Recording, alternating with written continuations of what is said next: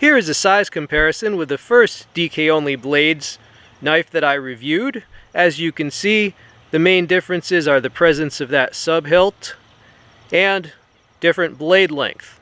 Here is the sheath. Alright, it's got this.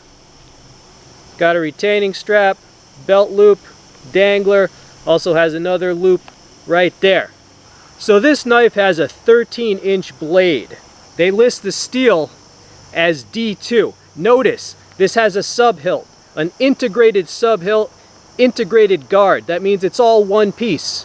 You see the tang goes all the way around. But I would categorize this as a sub-hilt fighter. I would say this is a fighting blade. Notice the piercing ability of that tip. Right, slicing, piercing, chopping. I like big blades, I like big steel. I like big butts, and I cannot lie. Holy crap. Okay, you saw that. This is much sharper than the first knife that I bought from this company.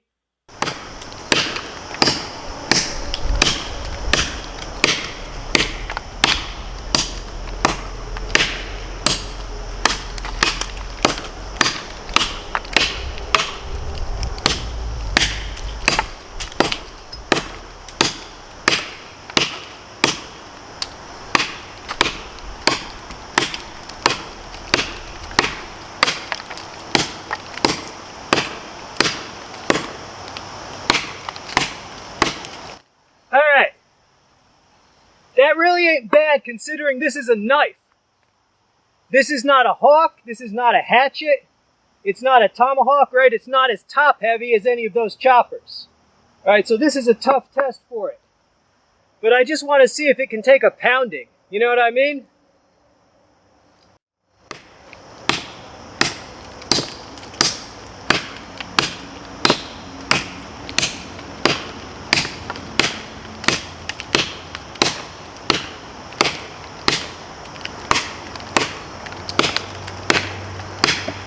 This is some good exercise, YouTube. This is some good exercise for me and the knife.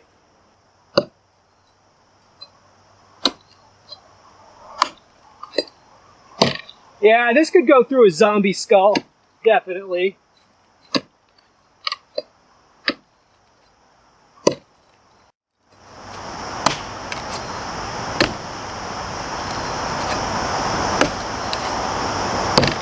All right.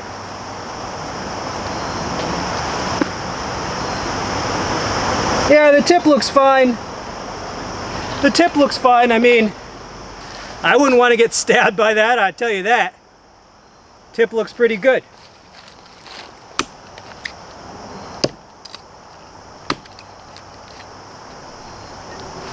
I did wash the bark stains off it, but this is after I gave this a beating, right, on that log. You can see the edge is no worse for wear.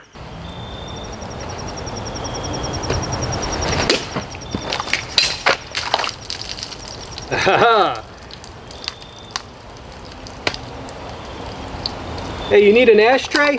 There you go.